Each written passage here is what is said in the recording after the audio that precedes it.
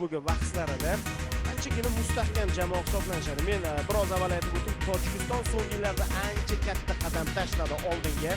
Bu bor Nishonov to'pni keladi. Husniddin 1-1 va darvozabonning ustidan tashlab qo'yyapti. Husniddin 1-0.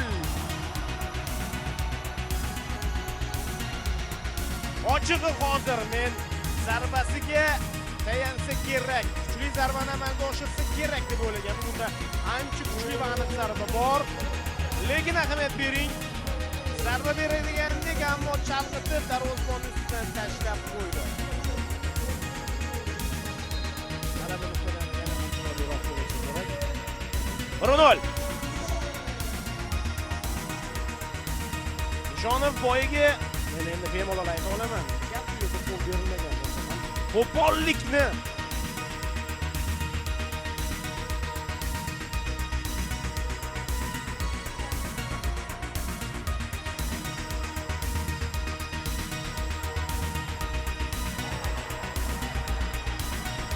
out.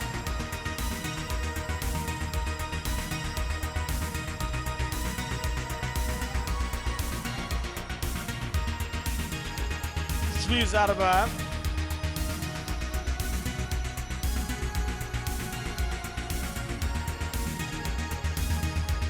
Yelginov qo'yishga harakat qilib va hisobni tenglashtirmoqda mehmonlar.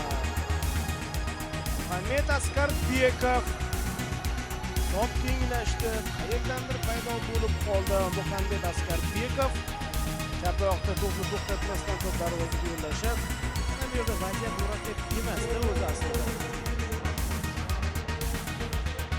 Qaytardik deb o'ylagandik. Ammo vaziyat mana shunday gol bilan tugadi. Ahadjonov bunga kelmoqchi bo'lganda o'tmay qoldi to'p. Darvozabonimiz orqali yana hujum boshlamoqdamiz. Abbos Elmurodov vaziyatni kuzatyapti. Ahmedbek rahbar ham kelishini unchalik istashmayapti. Pas o'tdi. Nishonov zarba Husniddinda. Qabul qil. Sen bunga haqlisan Husniddin, olqishlarni qabul qilaver. Va boya aytdim-ku, Abbos Elmurodov darvozabon o'yinga qo'shilishi, oldinga chiqishi ancha samaraliroq bo'ladi. Aniq pasni aynan Abbos berdi. Va Husniddinga ahamiyat bering. Darvozabon sal oldiroqqa chiqdi-yu, o'tkaza olganiga qoyil Husniddin. Darvoza bo'sh, bu 3-1. Husniddin Nishonov. Men shu yerdaman, xavotirga o'rin yo'q deyapti. Vaqtiyatimiz yo'q. Time out oldi. 21 soniya bor.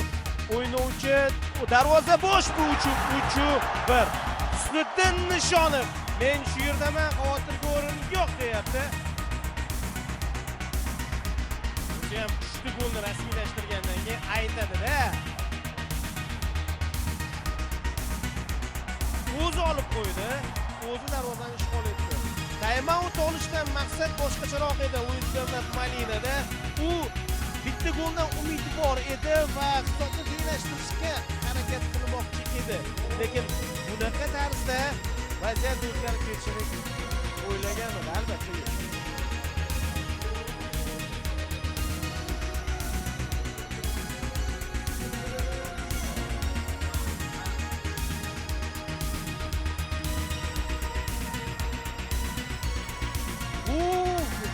Kerak va qadrli do'stlar, oxirgi lahzada so'nggi imkoniyat Qirg'iz Respublikasi o'yinchilarida bo'ldi.